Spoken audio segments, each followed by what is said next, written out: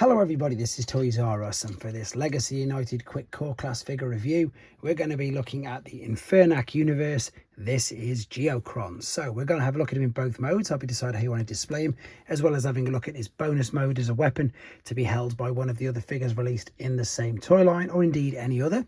We're also going to compare him with the original owner of the mold, Boulder Crash, and see how he looks and displays with some of the other Infenac universe figures as well. Now, as I start to move all of these out of the way, I just remind anybody who's not subscribed to the channel, if you'd like to hit that subscribe button for me now, please, because it really will help me out. And also to thank In Demand Toys in the UK, because that's where I purchased this from, and they got him to me quickly and safely.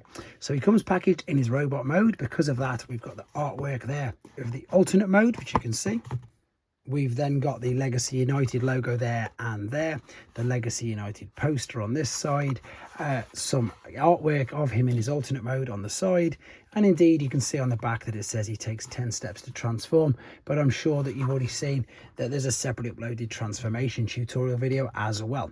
Right, before we have a quick look at the alternate mode, we've got a bonus mode, I suppose, which is, I suppose one of the gimmicks, or the best way to describe these is, I just need to stand him up straight.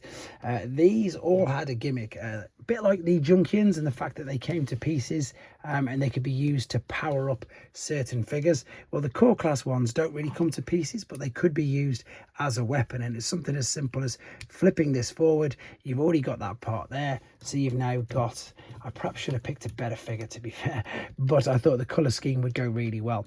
And you've now got a giant accessory like that, like a huge sword. To be fair, that's worked. And as I say, I think with that color scheme, it's not looked too bad, to be fair. It's just as simple as that. You haven't even got to do anything, nothing to transform really, just get him in his alternate mode, and that's another little bonus mode there that you can do.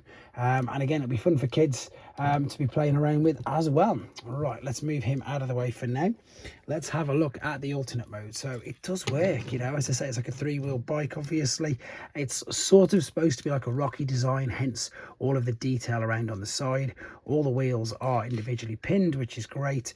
We can fold this, oh, I've just took that off. We can fold this back where it should be. Incidentally, if you're buying this in the future and it doesn't come with the accessory, doesn't look too great, to be honest. It's not a deal breaker, but it doesn't look great without the accessory, and that is something to be aware of if you're watching this a few years later down the line. I like the colour scheme on this one better, to be fair.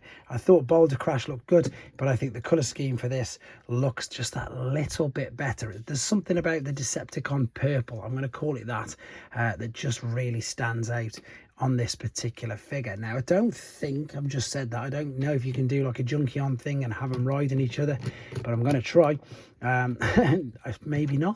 Maybe not that one, maybe a slightly bigger figure. This one's not much bigger, but you can't have them too big because the legs won't fit, so you can sort of, no, I don't know, I'm going to try, might as well try. A bit like a kid on a balance bike. Yes, you could perhaps do that. It wouldn't make for the greatest photography, obviously, but you could do it if you wanted to. And again, I'm sure a kid's imagination would probably think of that as well. There isn't really anything more to say about this particular mode, but what I should be able to do, because this isn't that difficult, he said that now, and I'm going to jinx myself, I'm going to get him into his robot mode so we can have a look at him that way. Right, let's separate these legs here as well, and then I need to carefully rotate this around under here without catching it. So right, if this happens, funnily enough, I'm going to just keep rolling, guys, because the beauty of this is, A, it's so easy to pop on, and B, if it happened to you, you just need to be reassured it's just as simple as doing that. It's a ball and socket, pop it back on. Let's fold these shoulders over, rotate this part around, bring that out of the way, fold this down, and now we can see that yes, we have a new head sculpt. Fold the shoulders in, and let me just sort this out. It's a little bit askew, but it's nice and stiff. It's a brand new toy, so I suppose you perhaps don't want the ball and sockets to pop off, but it's nice to know that the joints are all stiff as well, which they are. So let's just lower this quickly and zoom in a teeny bit more, because these are all small. So the head sculpt is lovely, and it is definitely different to that one. This one's more rounded, this one's obviously more, well, not round, shall we say. It's got a mouth, it's got eyes. Yeah, very different head sculpts, to be fair. The rest's exactly the same though, guys, right down to the weapon, to be fair. I'm pretty sure. I'll double check that in a second. The only way I suppose to definitely make sure is, oh, I need to get him to stand up. I've just had a thought actually as well. I'm going to show you what I was thinking of in a second. Let's fold them in as well. So yeah, it looks very similar, to be honest. It's just painted slightly different. Now I've just said that I like the purple on there. I like the red inside the I suppose markings of the rocks, to be honest. Yeah, look to be exactly the same to me. I can't see any difference apart from the head sculpt. Now what I was thinking of is, this seems to be normally with all your figures, with the even with, well, no, anything from core and above, I'm looking at deluxe, they've all got the 5mm ports, which means that you can use the weapons as I would sort of call industry standard, whereas with the core class, it's these tiny ones. So if you've got any of the core Energon or Energon, Megatron or Galvatron figures, yes, you can use their weapons as well. So that's just what came into my head. That's why I'm doing it. I'm just gonna have a little bit of a play. It works.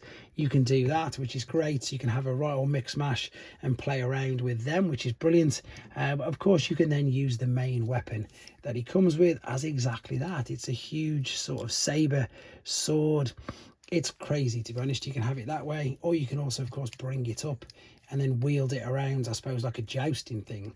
Let's have a look at the new ones though, because that's the original. And you can do exactly the same. I can't find any other place to attach it. I was looking earlier, see if I could attach it to the sides, seeing if that would fit in there. It does, but it doesn't really hold. It's another sort of way that you can put it on if you want to. It does give him a slightly different look. And because he's got so much sort of stability all around in the legs, it's something that you can, I suppose, do exactly that. You can pull it off, it will work.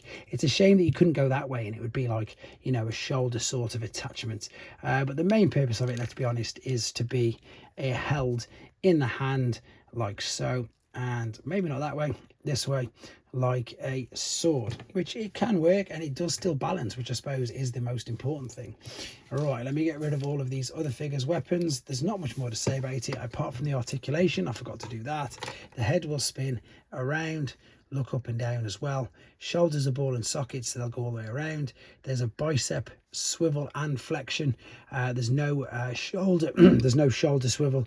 The waist does have a swivel, you've seen that for transformation, and there's ball and sockets at the hips, and there's knee stroke thigh swivel and a knee bend, but no ankle articulation, rocking, tilting or anything at all, due to the fact that it's just all fused, one giant big bit of plastic. So I've put that in that guy's hand, so I'm going to put this in the other hand.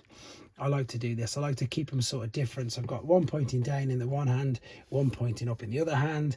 Let's pan out quickly, just bring in a few of the other figures. So we've got Shard, she looks fantastic. And then we've got, oh, my memory's just gone. Is it Magnus? It's just completely gone. It'll come to me in a second, but they look great. I'm going to do a quick video of all of the rest of the other Rock Lords as well, but just to bring in a leader class figure again to give you an idea of size. Doesn't even fit in, and that's where I'm going to round this up, because there he is. There's nothing more to say about Geocron. I think he's a great addition. Let me know what you think in the comments. Take care.